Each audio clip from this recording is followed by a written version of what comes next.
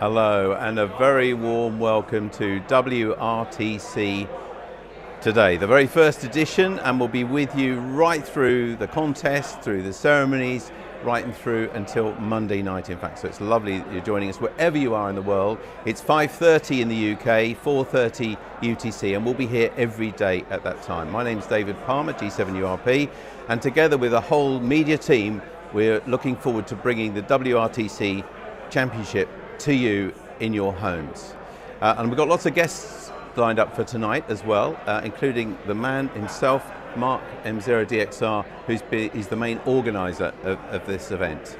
But first we're going to share with you that this has actually been going on, of course, the preparation and planning for years, but actually getting ready for this actual event started at the weekend, just a few days ago, on Saturday, when lots of station builders in and around Norfolk and Cambridgeshire and Suffolk started building their stations. So we're just going to show you a bit of a film now that we've made to show you some of those things that they were setting up from Saturday.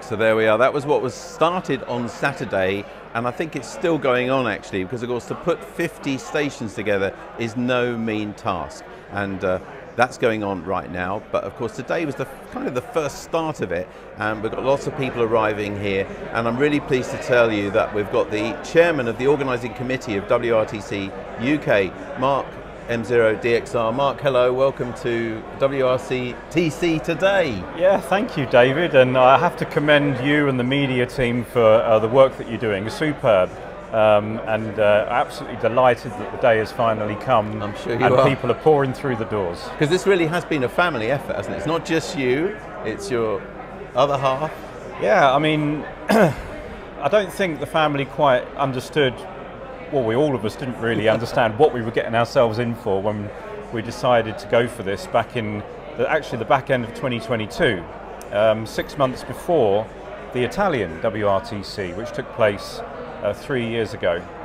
Well, now before we talk too much about this one, can I take us right back, because some people are going to be watching this and don't really know anything about WRTC. They might have seen it on social media and just saying to watch this show, but we ought to go right back to the beginning of WRTC, and I know you know a lot about the history of it. So can we go back to the very first one and where and when that was?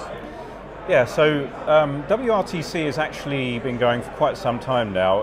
It started in 1990. The very first event was in San Francisco, in the west coast of the USA. And back then, I think the concept of having a competition to try and eliminate the variables was the original objective, and the games came where people came from all around the world to WRTC. And I think since San Francisco, where it's moved around the world, the competition has evolved. And has it always been every 4 years? Not always, no. I mean, on average it has, but sometimes there's been a 2-year separation, other times 3 years. I mean, the Italian one was 3 years ago. But it's tried to maintain that kind of 4-year Olympic type pattern. And this is the 10th WRTC now here in the UK, and it's been to all different locations such as Brazil, Germany, Italy, Russia. It was also held in Finland. So it's done the rounds of all different continents and countries, and it's a huge undertaking for any of these hosts. But as the years have gone on, one of the areas that has evolved is this idea of a level playing field and trying to develop that further. Way back at the very beginning, amplifiers were used, different antennas were used, different QTHs, and the operators were deployed at ham shacks, pre-existing ham shacks.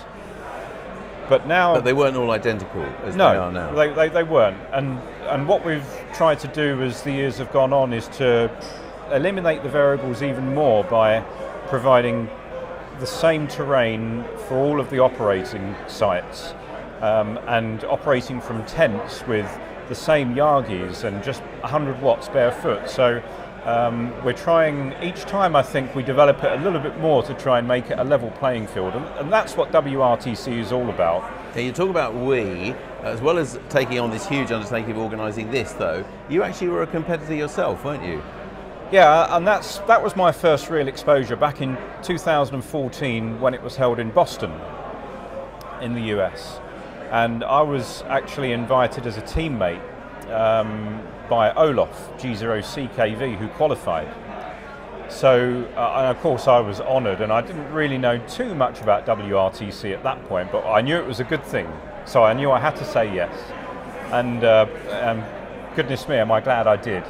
And we had a great time in Boston, and I realised that the huge social aspect of WRTC and the fact that I was representing my area of the world, and it was just so much fun. And Olaf was the technical brains behind the station, and I didn't really bring too much to the table in terms of the station sort of engineering side of it. But I was an operator, and I thoroughly enjoyed it. Fell in love with the program. Didn't at that time imagine that we would do something here, but it kind of, as the years went on, I thought, maybe we could do something. So how did that? Yeah. So when did you start to think? I wonder if we could bring it to the UK, and I wonder if I could be a big part of that. When was that moment? Can you remember? Yeah, I'd had discussions with Doug Grant, K1DG, who was the chairman of 2014 in Boston. And he was elected onto the sanction committee after that event. And he and I had been discussing it a little bit over the years, loosely. And then in December 2022, we were sort of exchanging messages, and he just happened to say, had you ever considered, of actually applying to the sanctioning committee for the UK? And I thought about it a lot. We were on holiday at that time, and I was thinking about it a lot, and I discussed it with my wife Georgina, M6YGL, and then I had some people in mind in the UK that had to be involved. Like, I really wanted them to be involved. And we had some discussions, and it went from there, and we developed the organising committee. How does it, sorry, but before we get to that, how does it get to that stage then? Were there several other countries, do you know, bidding for that particular, for this 2026 one, or were you on your own, or how did that happen? That would be a question for Doug. I'm not entirely sure, but I knew that we had to really convince ourselves that we were confident to put a bid forward. But I'm not entirely sure on how competitive that was. We were just focusing on what we could deliver, what we needed to do to develop the bid into something that was attractive to the sanctioning committee, so that hopefully they were going to turn around and award us the hosting rights. And when did you find out then that you got that? It was a little while, probably May 23. It was a bit of a break because of the pandemic. That kind of delayed things a little bit, I think, didn't it? Not really for the bidding process. We put the bid in, and that was reviewed, and we found out pretty quick, actually. Probably, I would say, 2 months after we submitted the bid, we knew that we had been awarded it. And then I had to get out to Italy for the closing ceremony to give a short presentation, at the closing, where it was announced that the UK was the next host. And by then, had you started asking lots of your friends, and I'm one of them, and then lots of other friends I know you've had to bring on board to organise this thing? Had you started saying, we've got this, you know? Well, one of the things that we wanted to do was to reach out to the UK community to just see what the feeling was from a volunteer perspective. And we had a threshold of what we wanted to reach in response. And we just about made that threshold, and that was our thumbs up. In terms of numbers of people? Yeah. Right. We initially got about 100 volunteers come back saying they would want to be involved, which was a great response. Because one of the areas we were concerned with is, in the USA and some of these other countries where perhaps the volunteer uptake would be much higher. In the UK, we were a little bit concerned, we don't have immediate adjoining countries being an island, so it was always going to be a bit more challenging perhaps. But we reached a level we felt that we could proceed, so we did. I know I shouldn't jump to this bit now, but have you ever had doubts, really? Because it's been a tough thing. It's a massive thing to get involved with. For sure, yeah. Well, I mean, there were always risks. There still are risks, even given where we are today. And it's all about risk management and putting in mitigations to address those risks and make sure that we've got backup plans in place as much as we can. You can't mitigate everything because there are the unknowns. But you've got lots of people, a big, good team really of solid people who've got a lot of experience with organising events and other things as well. But of course, something like this, you can have all the volunteers in the world, but it does take a lot of money as well to hire a wonderful venue like this and everything. So how did you begin to get started with thinking about how we're going to get the money? I know you've involved sponsors, and in fact we've got a little film which we're going to show here of some of the sponsors who are here this weekend now, or this at the start of this to show. I think we're going to play that now as you tell us about it. I mean, the volunteer uptake has been tremendous, and we're so thankful for everyone that stepped forward. Volunteers, clubs all over the world, commercial organisations, individuals have all stepped forward to support WRTC. And I think they recognise the importance of what WRTC is all about. Quite apart from the competitors, taking part in this international event, it's all about promoting the hobby, promoting the friendship, the international friendship, and the good things that this hobby brings to everyone. So we're extremely grateful for the interest from clubs and the radio manufacturers, the distributors, everyone that stepped forward, and they're part of a really good thing here, and we want to try and create something that can take it forward for the future so that WRTC can continue in that positive light. Wonderful. Well, I've just got one more question for you really. Thanks for giving us all the background to the history of it and where you are now. How do you feel now personally, right now? We're almost on the eve of it, You've seen all these people arriving today, hundreds of people arriving. How do you actually feel? I feel extremely proud of the team that are bringing this to reality. It's a relief to see people arrive, and the stations are being built. We've got a fantastic team out there at the moment building the sites, and day by day they're reporting that they're making good progress. So I think each minute that goes by, I'm feeling slightly more relaxed, but then the focus then shifts to the next thing. So we're just ticking these things off as we're going along, but I just feel very proud of everybody and very thankful for everyone that's getting involved. Wonderful. Well, we're very proud of you as our leader. Well done for everything you've done so far. I'm sure this won't be the last time we sit on these sofas talking about it, but for now, Mark M0DXR, thanks very much for joining us today. Thanks, David. Now, as well as building stations, of course, we've got competitors started arriving today, really quite a lot of people. Let's have a look at that. I would like to welcome you in WRTC 2026. This is Chris, ES7A, with my old friend Gabri from the Youngsters on the Air camp, like some 12 years ago. We met in Finland in 2014, I believe. Yeah, in Estonia. Before, 2013 in Estonia. My other friend from 2013 also, Youngsters on the Air Camp. And my third friend here, we got Dan, who also in Finland. Yes, come next to me. Yeah, so it's a reunion. A decade has passed, but we still look the same. We still have the same energy, and here we are. Hello, I'm Andy, LZ2HM, coming from Bulgaria. This is Dale, Bravo Alpha 4 Tango Bravo from China. We are representing Asia number 3 with team leader Echo 21 Echo India Charlie. And it took me about 9 hours flying to get here and then the train, and I'm enjoying England so far. It's my first time in the UK, although I have been to Europe before but never UK. I'm Caesar, Sugar Papa 5 Yankee.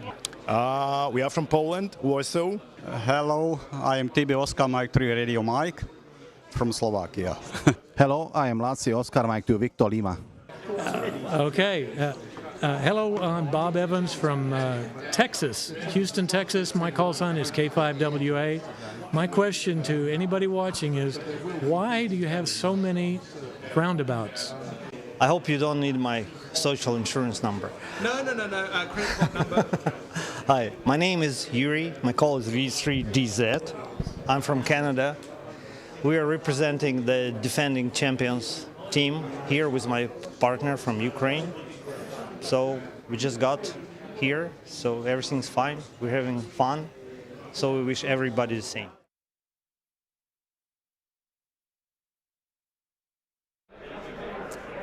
So now, as Mark said, of course, this is not just about the 24-hour competition, it's about the community and all the people. And of course, we want this hobby to continue, and that means we need to continue to enthuse young people and inspire young people into this. So today, we had a visit here from Sandringham School, and this is a little film that we made of their visit. So Alan, you've brought, as we can see, some pupils from Sandringham School here to WRTC to learn more about that and amateur radio generally. Tell us a little bit about what's been going on today. So we came up today and heard from Philip for about 45 minutes about the event going on over the weekend. That was exciting for them because they haven't been introduced to competition so far. In our radio station at school, we tend to have conversational QSOs around the world, but the idea of competition is new to them. Right, okay. And have some of them gone on the radio for the first time today? So they've been lucky to come along to the radio station, and they with Norman, who's in Cyprus. Had to change bands. It was 15 metres at first, but moved to 20 metres to get a decent contact. And you've got a flourishing amateur radio club at the school, haven't you? Which I remember from when the RSGB side, we worked with you when Tim Peake was on the ISS, and you were one of the 10 schools chosen to speak to him as an astronaut there. Tell us a little bit about how the club came about and how it's flourished since. Yeah, the International Space Station contact with Tim was a marked event in the school's history. That sparked a lot of interest in STEM and amateur radio in particular, so on the back of that I decided to devote some time to starting a radio club. Began in 2016. Since then we've probably trained 30 plus young people who've gained their licenses, mainly foundation but some intermediate, and as a result of that they've used that as a hobby for themselves but also potentially careers in STEM subjects. Okay. And as a head teacher, how do you see the link between amateur radio and STEM? What do you see the positives about that for benefit to the school and to the pupils? There's significant benefits of amateur radio to those who are interested in STEM subjects. It gives them extension activities. It's a subject which has a number of different angles to it. So, if they're interested in conversation and contacting around the world, then they can simply do that. If they're interested in the technical side, they can get involved in that aspect of the hobby. If they're interested in digital communications, satellites and so on. So I think the hobby provides a number of avenues into STEM subjects through the curriculum. It's technical, but it's fun as well, and I think that's one of the most important things, that they can do some real science and actually do make things as well. It's not just using equipment and experiment, and have a lot of fun when they're doing it. Do you find that some of them are doing it outside school as well now? Is it something that they've taken on themselves and they're learning more about it, or is it something that they generally do within the school environment? At the moment they generally use the station at school, probably because their parents won't allow them to put an aerial up at home. But some of them have got walkie-talkies. They use 2 meters now and contact that way. Some of them will go online with SDRs and listen to stations around the world. They've had experience of digital mobile radio now. So I think over time we've sown the seeds and they will come back to it when they're in a position to put aerials up at home and do that. They've already been talking about it, life after a radio club at school, what they would do. Yeah. And obviously amateur radio is huge. It encompasses so many different aspects you can do. As you talked about construction, you talked about the digital aspect. Is SOTA or POTA or something like that something that the school does with the club, or is that a step too far at the moment? Yeah, we've not done that yet. Predominantly it's on site. They've done some work around the campus, some fox hunting, yeah, which has been exciting. Some years ago we had the local radio club Verulam come along and set up a station on the field overnight and did some EME communications, Earth, Moon, Earth. So that was another aspect to the hobby. And I suspect at times if they're introduced to things, if you showcase with them what the opportunities are, then they'll take those and embrace them themselves.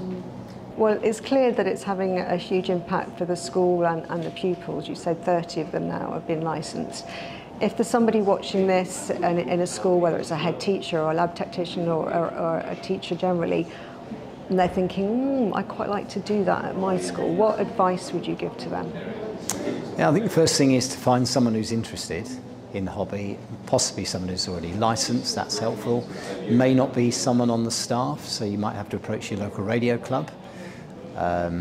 Quite often science technicians tend to have a license from my experience, so that might be an opportunity if you employ someone who is licensed. So you need someone in school with an interest and knowledge of the hobby, and then it starts from there. We've got the Radio Communication Foundation who are very keen to sponsor schools' radio stations, so you can make an application, you can get some funding to set up the station, which is what we did at Sandringham. So it doesn't necessarily have to cost anything. But I think it provides a unique opportunity for extracurricular activities in STEM. Absolutely. And the Radio Society of Great Britain, obviously my other life, I'm the communications manager for that. We're trying to do more and more with schools and universities. We've got a school zone web page, University Corner, and we try and celebrate and show what the schools are doing, including Sandringham, to try and inspire others. And I know you mentioned the Radio Communication Foundation, the RCF. They offer free foundation licenses to under 18s, isn't it, a certain number every year, so a school could apply for that if they had a small cohort of pupils wanting to do that. Is that right? That's correct, and that's what 4 of these did last year. So we applied to the RCF, got funding for them to take the foundation license, which costs about £35, I think. So it's quite a lot for a young person. It could be a barrier, and so you remove that barrier by getting the funding so they can take the exam. So that's really helpful. But the RSGB itself, once they're licensed, they get Radcom every month, which is a brilliant magazine, and then that further stimulates their interest in the hobby, understands the breadth of it more than we can just do in a radio station at school. And the RSGB now has the mobile app, which obviously all of these teenagers will be on the phone with the app, able to look at Radcom very easily, and Radcom Basics, which is an entry-level way into finding out a little bit more as well. That's right. So I know your pupils are itching to go off and look at the aerials and antennas and things outside. So thanks very much, Alan, for spending this bit of time with us and explaining about what's going on in your school. My pleasure. Thanks. Wonderful to encourage young people into this wonderful hobby. There we are, that was the Sandringham School there, talking to Heather Parsons, M0DXR. Now, of course, everybody here in lovely air-conditioned building here in the Cedar Lounge at Wyboston Lakes Resort, but the real action is going to be happening at the weekend over the contest stations, which are all outside.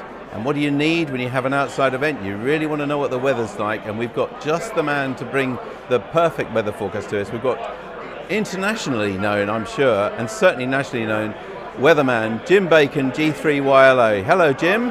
Hello, David. Nice to be with you. Wonderful to see you, Jim.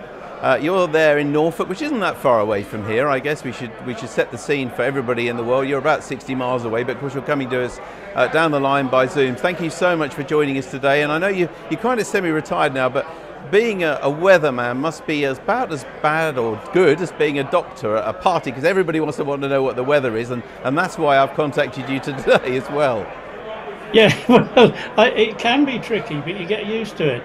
Luckily, usually what happens with weather is that you find that once you explain how interesting it is and what makes things happen, people are quite forgiving, even if it's not what they want. The problem with weather is that it's so varied, but I've been involved in it, David, for a long while. I became a meteorologist in 1968, so I had 50 years as an active career. And then in the latter years, I've just been dabbling, doing some training for the company I used to work for and started towards the end. But I love the subject because, you know, it's as good as amateur radio, because with weather, you never get one day the same as the one before. They'll be similar. They're very rarely the same. So lots of variety. I've loved every minute of it. So it's a real pleasure to be able to share some of this with you. And another link for this, I know you're based some distance away from where the field day sites are, but I went to school in Thetford, at the grammar school there. So I know Thetford really well, and the area and the forests around it and so on. So it really is a coming home patch for me, and located here not too far from Norwich. I'm a little bit the other side of it, but not very far. So a real joy to be with you. Indeed. Well, thank you, Jim. And yes, as you say, Thetford is, and around Thetford is where the 50 stations are located.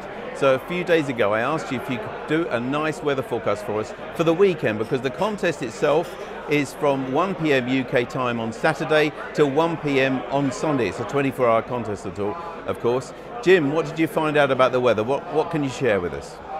Well, it's an interesting one, because very rarely are we lucky enough to have a block of weather that remains fairly static for a period, and we're currently in what is, well, up until recently, a relatively rare thing, a prolonged heat wave type of situation, but different parts of the country fare differently in this sort of pattern, and a lot of it comes down to the wind direction and where the air is coming from. So let's have a look and see what we've got. As a summary, I can say it's going to be unusually hot, it's going to be dry, it's going to be sunny, largely speaking, not all the time, but mostly. There's going to be a northeasterly breeze, not particularly strong, but strong enough to be noticeable flapping the tents about a bit, or when you're raising and lowering antennas. Where you are in Breckland, a lot of the sites in Breckland, that's the region with Thetford Forest in that area, are it has characteristics which affect weather. One of them being sandy soils. And as you know, when you walk on the beach in the summer, the sand gets very hot because the energy from the sun is concentrated in the tiny sand particles and doesn't communicate down to a depth and even the temperature rise. So all the heat energy goes into the surface layer of sand. And Breckland, where a lot of the stations are, the sandy soil will get very hot. And it'll hopefully behave a bit like a night storage radiator at night, but it's often one of the hottest parts of the country in the UK. And there's a little village in the middle of the forest called Santon Downham, which some of you may drive through to get to your sites, and that quite often features as the hottest place. Anyway, that's just a little bit of background. For the charts, I'm going to use charts that are produced by our National Met Service, the Met Office, located down in Exeter, and you might not be able to see all of this, but the UK is here in the middle of the picture, and you'll see this letter H with a value. That's a high pressure system of 1021 millibars. There's an isobar running down the North Sea there, and there's one round the centre of the high there, and nothing in between, hence fairly light winds today. And you'll notice that all these wavy things, the weather fronts, are all scattered around the edge of this high. So the essence of the story, this is the chart for 6 o'clock on Thursday morning, so tomorrow morning, the essence of the story is we're under this area of high pressure, and it's where it sits exactly in relation to us that determines what weather we get. So, by the time we get to Friday, midday, the high has moved a bit to the west. Here we are in Thetford, where the point of the arrow is, and this line here suggests that the wind has started to pick up. We've got a couple of isobars running through here, so there will be more of a east, well, don't be misled, the isobars show roughly where the flow is coming from, but the surface wind is a bit off that, backed by about 30 degrees on a compass point, so it's a northeasterly wind that you're looking at. It's a breeze, wouldn't cause most roughy tufty amateurs any problem. And then when we go into the beginning of Saturday, you can see that we've got that same sort of pattern. So the thing about high pressures and being on the edge of them, especially this southern edge, you get the effects of the air blowing around a curved flow like this, around a high. It can give you slightly stronger gusts, slightly stronger winds than the isobars might suggest. So one thing to watch out for, a bit more breeze, and the breeze coming from the northeast actually raises another question, because where it's coming from is over the North Sea, and that's a body of water which for us in East Anglia normally has a big influence, because it can be quite chilly even though the daytime temperatures inland are fairly high. But the North Sea is unusually warm at the moment, so that shouldn't trouble us too much. And then when we get to the middle of Saturday, same sort of story, and on Sunday as well, the middle of Sunday, you can see we've got these isobars fairly close together. So I would imagine the breeze will be noticeable, particularly as you go to the second half of the weekend. Perhaps not too bothersome on Friday, but it's starting to be noticed. And then you have to factor in the one remaining bit of the story with wind, and that is that at night, as the ground cools, the air near the ground becomes much more thick and treacly like, if you see what I mean. So the friction effect of the ground is more important, and the winds will decay. So although you might have quite a blustery breeze, and bearing in mind you're on sandy soil, so there'll be a bit of dust blowing about, bearing in mind that's all going on, at night, as the air cools, you'll find the winds will die down, and then as soon as sunrise comes again, they'll pick up. So that's where we go with this. So let's have a look now at today's satellite picture, because it kind of encapsulates a lot of what I want to say about this. The high pressure shows up really well as this area of clear skies. This is a sat24.com picture. You can have a look at these online. They're a resource on the web, and you can see all the cloud, all the frontal cloud is scattered around the edge of the high. There's an old front down here to the northeast of us, down the middle of the North Sea. These red flashes are lightning storms, so you will hear static on the LF bands at night when you start to hear signals from within Europe. Sorry, was that a question? Sorry, I missed that. No, don't think it was. So there you got these thunderstorm flashes today, and there will be some of those around in Eastern Europe and Central Europe during the weekend. So you'll hear some static starting to pick up a little bit. Anyway, don't forget this cloud.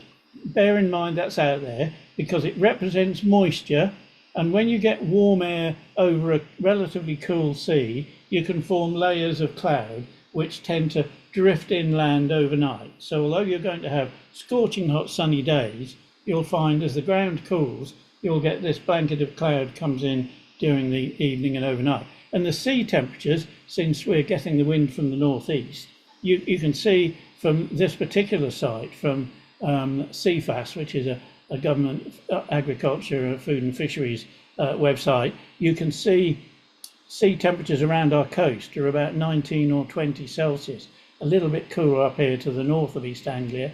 So anything between 18 and 20 Celsius. Why is that important? Well, it's important because sea temperatures change really, really slowly. It doesn't go up and down like the land temperatures during the day.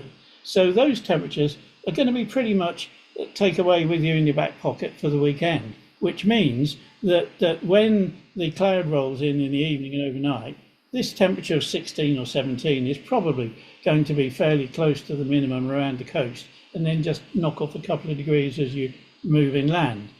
So I'm going to use some charts from a company called Weathercrest, where I used to work before I retired, and this is a display of temperatures. So if I show you where we are here, the minimum temperature in the early hours of Saturday morning, about 15 degrees Celsius. That's not too cold, we could cope with that. The maximum temperature on Saturday, middle of the afternoon, and you've got to bear in mind that we are competing with air coming in from the sea, and there's lots of 17s and 16s out here, but as you come inland, the heating of the land warms it up. So 25 Celsius, I'll take that. That's pretty reasonable. Not the heat that you might hear in some of the news bulletins. Visitors to this country, you'll hear the news bulletins will tend to obviously talk about the records and the big numbers, and in this case they're all over on the western side of the country, so 33 Celsius. You'll notice that a lot of people start talking about different units of temperature, and I know we will have many of you operating in different units. In this country we had a spell where we tried to use both, and when it was hot weather we always found people talking in Fahrenheit because it made the numbers bigger, and the newspapers could put a nice big number of 100 Fahrenheit. Sounds so much better than something in the mid-30s. Anyway, let's have a look at the temperature on Sunday rather. So a maximum temperature on Sunday. This is just a little bit down by a couple of degrees, and you're going to ask, I know, why is that? Why should it have changed? And these temperatures in the west of Britain have changed. They're a bit lower. So what's going on here to change that? It's simply the strength of the wind bringing in this air from the North Sea. Sea temperatures are roughly much of a muchness. Okay, last few points. Lightning risk, it's obviously of concern for radio amateurs, and you're going to be looking over your shoulder in another weather pattern where you'd be thinking, are we at risk from thunderstorms? On the Saturday, 3 hours, typically in this country, thunderstorms are diurnal, so it happens with the heating of the ground, raises the air, makes the big thunderclouds. So a mid-afternoon, evening type of look at things is a good thing to do. And here you can see on Saturday, it's at about 1%. So don't need to worry about that. Even lower on the Sunday. And that's because of the cool layer of air near the surface. So the last thing to mention is the wind.